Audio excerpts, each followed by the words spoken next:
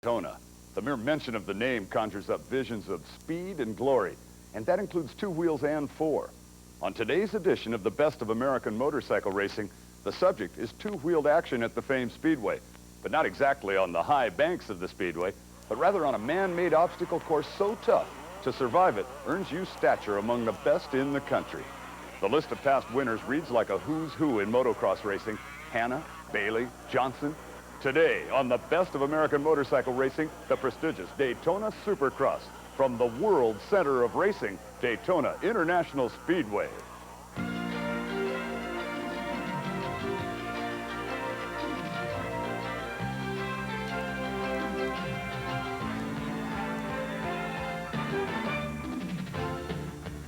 Daytona, where the big boys play. It's where the four big Japanese motorcycle giants come to strut their stuff, display their production line, as well as their racing endeavors.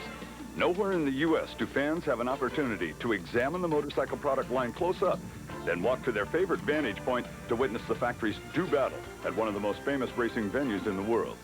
As far as factory versus factory racing is concerned, the biggest, most competitive arena is without a doubt currently motocross.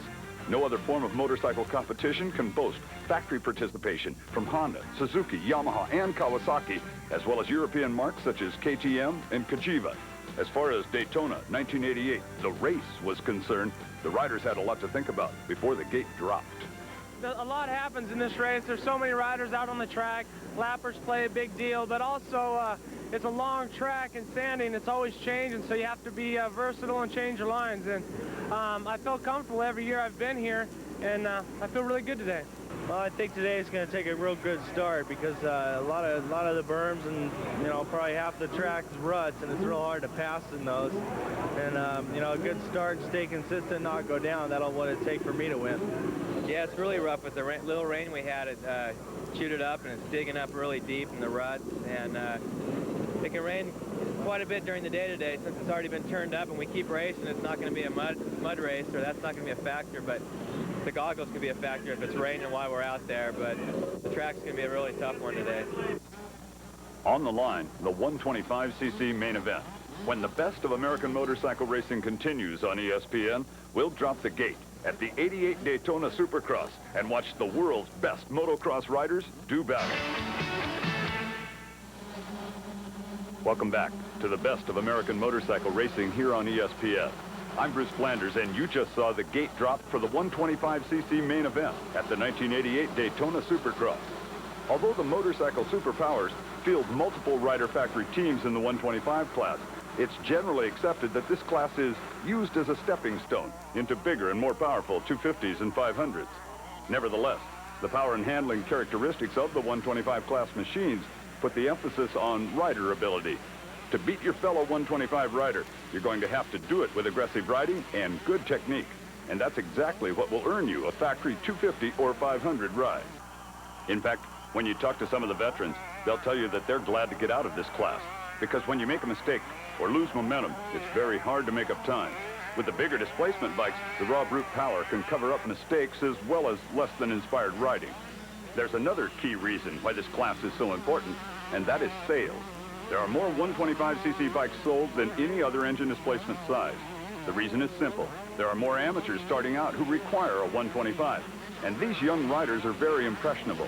When a factory rider wins the 125cc main event at Daytona, that translates directly into bikes sold on the dealer showroom floor, especially when those same factory riders are hired to praise the virtues of a particular model. Take a look and listen to this testimonial, and you'll see what I mean. The 89 RM 125 has a lot of great features, starting with its weight.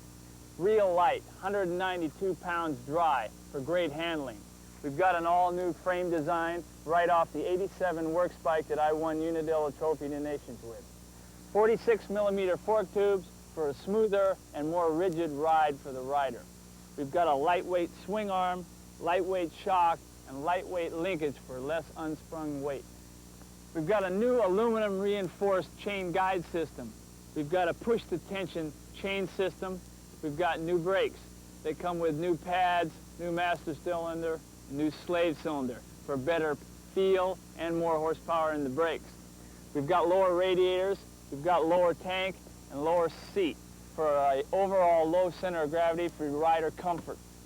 We've got new fender styling front and rear for more protection to the rider in muddy conditions. Last but not least, we've got a case-reed engine with an AETC power valve. Gives us power at the bottom, power at the middle, and great power at the top without any compromise. Along with new grips, new graphics, I think the 125 is going to be a great bike for '89. If I was a 14-year-old kid, I'd go out and buy anything pertaining to motocross that the Hurricane was selling. Lucky for American Suzuki, though, they didn't need a promo tape on their motorcycle at the '88 Daytona Supercross. That sales pitch was being handled on the track by Todd DeHoop, number 37. The Michigan native took the lead in the 125cc main and was letting the motorcycle's performance speak for itself. We'll be right back after these messages to see if DeHoop held on to the lead and took the prestigious win at the birthplace of speed, Daytona International Speedway. There's more Best of 88 Daytona Supercross. We're in the closing stages of the 125cc main event. Number 37, Todd DeHoop, out of Hudsonville, Michigan, took the early lead and for all practical purposes at that point put his stamp on the race. The Suzuki rider never missed a beat on a track that can stand up and bite you, just like that. No doubt the fatigue factor had a lot to do with that momentary lapse. Circulating this challenging track is very tiring. And there's the checkered flag. Todd DeHoop, with hand held high in the air, took his most important career victory to date. Oh, it's excellent. It's the greatest feeling in the world. You know, I've been wanting to do this for a long time, and finally I got to do it. And, you know, it's just all the support I've got from Team Suzuki, and, you know, my Team Suzuki motorcycle has just been out there all the way. Here's a look at the final results of the 125cc main at the 1988 Daytona Supercross. 2 Suzuki-mounted riders in the top 5. And look at that Cagiva effort. 2 riders on the Italian brand motorcycle in the top 5 as well. We are on the line for the 250cc main event. This is the class when it comes to prestige and glamour. Looking for the big win on this day was number 7, Jeff Leask, out of Australia on a Honda. His teammate, number 3, George Holland, also on a Honda. Rick Johnson, number 2, looking for divine support. He was the race favorite. Number 1, defending Supercross champ at the time, Kawasaki's main man, Jeff Ward. The names on the back of the jerseys read like a who's who in motocross. They all knew whoever won this one would put his name in the Daytona record books and take home one of the most coveted prizes in motorcycle racing. 40 riders, 30 on the front row, 10 on the back row. Their mission was to tame the tough Daytona track and stay ahead of their rivals for 12 grueling laps. At the drop of the gate, the sound of 2-stroke engines filled the Florida sky. Everyone made it through the traffic jam at the first turn. Out of the pack, as expected, was number 2, the Magic Man, Rick Johnson of Team Honda. Behind the Flying Johnson came number 14, Larry Brooks, number 44, Yamaha-mounted Brock Glover, and then the reigning champ, number 1, Jeff Ward. Johnson had tasted the Daytona champagne once before. Ward had not. Johnson first came to victory at the Big D back in 1986. Let's look back at that all-important win by Johnson. In the early going of the 1986 250cc main event at Daytona, the order was number 4, Brock Glover on a Yamaha, number 12, Jim Hawley, also on a Yamaha, and number 5, Rick Johnson on the Honda. Lurking behind Johnson, number 1 arch rival, Jeff Ward. The Daytona track had already taken its toll. Early on, first David Bailey was sandwiched by Jim Hawley on the first lap. Bailey was forced into a comeback mode after that incident. Then moments later, Mickey Diamond bit the Daytona dust and said sayonara to any hopes for a win. Back up front, Jim Hawley could not keep Johnson and Ward behind him as both RJ and Wardy stormed by the Yamaha rider. Johnson and Ward were hooked up in a battle of champions. That inspirational riding took them past Hawley, and they started to reel in Brock Glover. Meanwhile, the Daytona track continued to claim victims. Here's then factory rider Keith Bowen, losing it after the start-finish jump. The Michigan rider was up quickly, but 2 days to continue. Up front, the Glover, Johnson, Ward freight train was chugging along, with the passenger car and caboose looking to overtake the locomotive. While that trio fought for the lead, number 6 David Bailey was putting forth one of those charges that electrifies audiences. Earlier, we showed you his spill on the opening lap. Most riders would have settled for a mid-pack finish, but Bailey worked his way up to an incredible 4th place. Up front, Johnson streaked past Glover to take the lead and began pulling away from the pack. Ward was stuck behind Glover for what seemed like an eternity. That allowed Bailey to catch the battling duo. Ward and Bailey both eventually got by Glover. Later, Bailey wound in Ward, knocked the Kawasaki rider to the ground, and took over 2nd place. Bailey was really putting on a show. Unfortunately for the determined Bailey, the laps ran out. As the race ended, so did any chance of a fantasy come-from-behind win. Rick Johnson took the checkered flag for his first Daytona victory, while David Bailey won the crowd's heart. We're back to the year 1988, where Rick Johnson was looking to repeat his '86 Daytona victory. He had taken the lead from the drop of the gate and was in total control. Did he do it again? Come on back and see.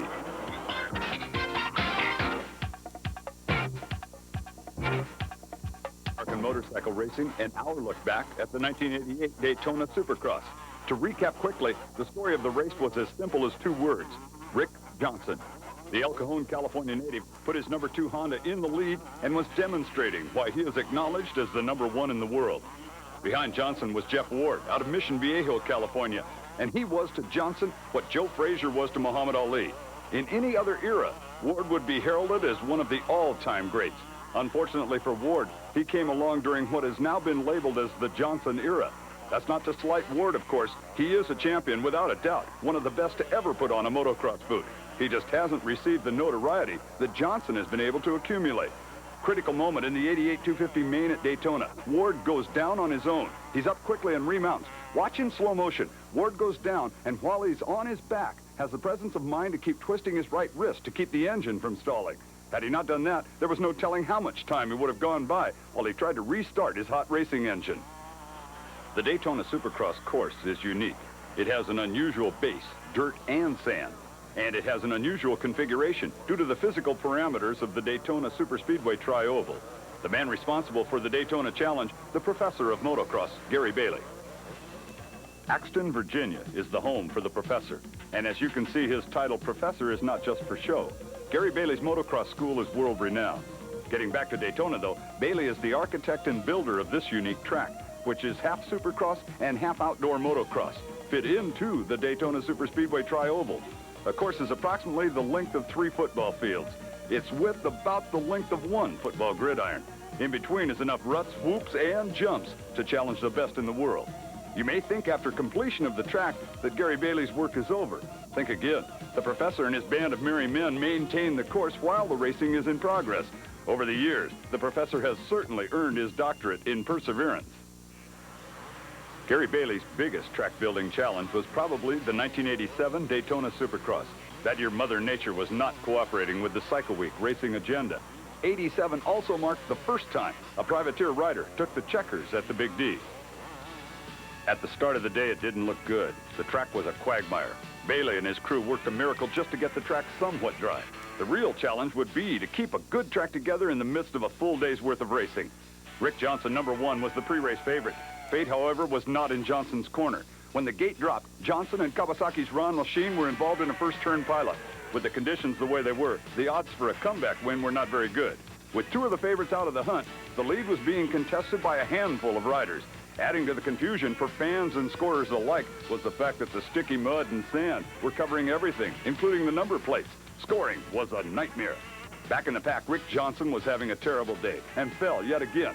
Up front, it wasn't until the midway point in the race that a clear-cut leader had been established, and that was number 6, Yamaha's Keith Bowen.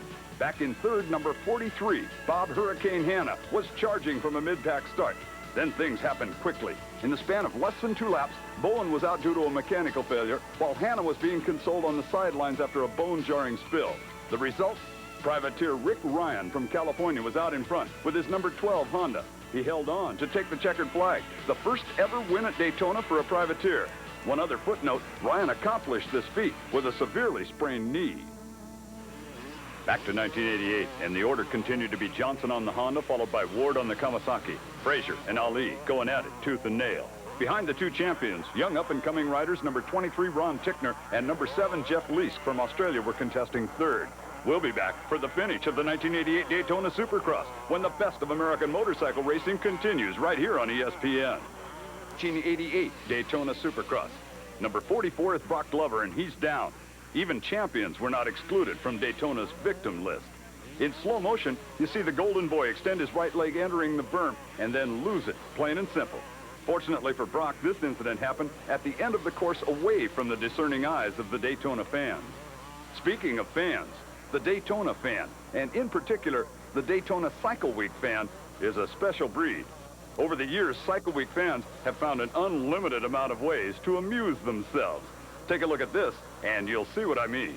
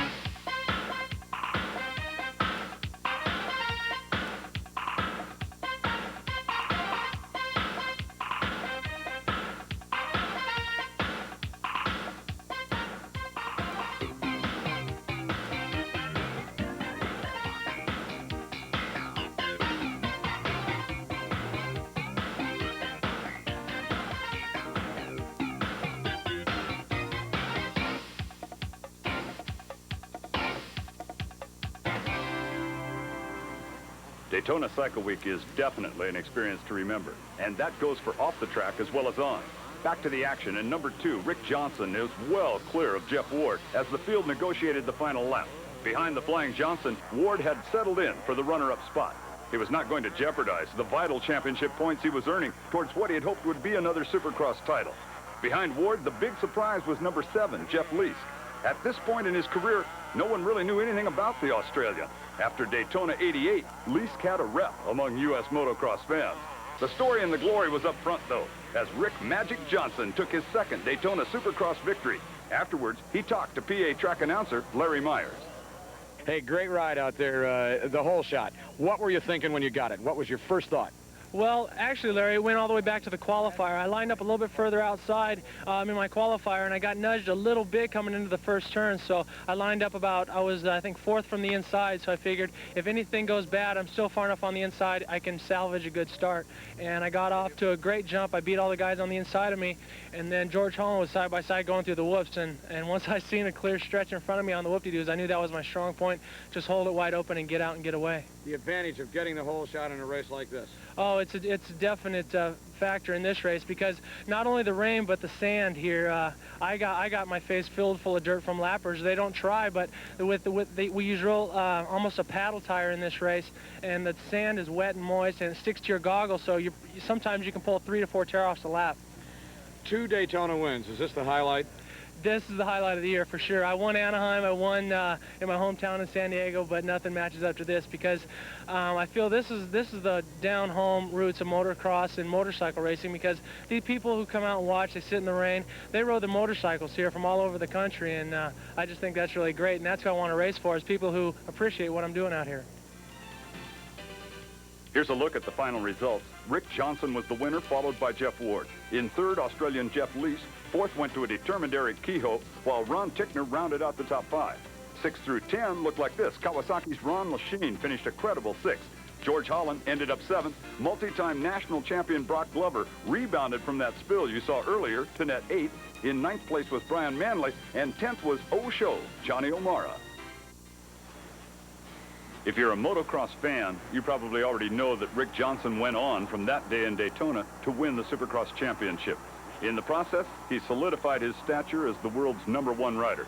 Earlier this year on ESPN, you saw exclusive coverage of the 1989 Daytona Supercross, in which Johnson did not participate as a result of a wrist injury. In addition, ESPN had exclusive coverage of the 1989 Camel Supercross series, in which Johnson rode brilliantly until his unfortunate accident. Before we close out tonight's edition of the Best of American Motorcycle Racing, we thought you'd like to hear from the world's best motocross rider and the 1988 Daytona champion. Because of this year's injury situation, the first question posed was about injuries and how he dealt with them in the past. In 1983, I broke my collarbone in January, came back, and I was leading the 250 Nationals and dislocated my hip. And it was very much a slap in the face. And I was at a point in my career I was very cocky. I'd run into people. I'd do whatever it took to win. And I thought that, you know, I'm going to be the best guy there is in the world and no one's going to stop me. And I got humbled very fast. I dislocated my hip. They said it was dislocated for so long, for 5 hours, that I might have injured the arteries and cut off the blood supply, and the bone might become brittle and have to get a transplant. And they said if you do that you'll be lucky to walk. But everything, I'm back in one piece, and my left hip is just as good as my right. And I know that it can end at any time. You know, with an injury, a knee blows out, you hurt your back, whatever it may be. And I know that I'm not Superman. There's a lot of riders out there that think he definitely has a big S underneath his Honda jersey. The next question was on diet. This is for all you young aspiring pro riders out there, so listen up. I keep my diet pretty stable. I don't change my diet coming up for race day. I've just tried to stay away from a lot of fatty foods. Don't eat red meat very much. I mostly eat turkey and chicken and fish and a lot of pasta, mostly a lot of carbohydrates, because it burns quick and it keeps your energy level high. So I'm trying to keep my body fat as lean as possible, because I'm not that much bigger than everybody, but the mechanics work so hard to get the bikes down to the minimum weight limit And if you're struggling around 5, 10 extra pounds, that's just extra weight that the motor's got to pull. And finally, how does the #1 rider keep up his motivation after years of winning and enough money to keep him comfortable probably for the rest of his life? I just see new goals for myself to set, to be stronger mentally and physically, and just have a total package that's unbeatable. So I've never won every race in a year, and I don't feel that's physically possible, but that's the goal I'm shooting for. Rick Johnson is right on target with his goal. The 1988 Daytona Supercross will go down in history as one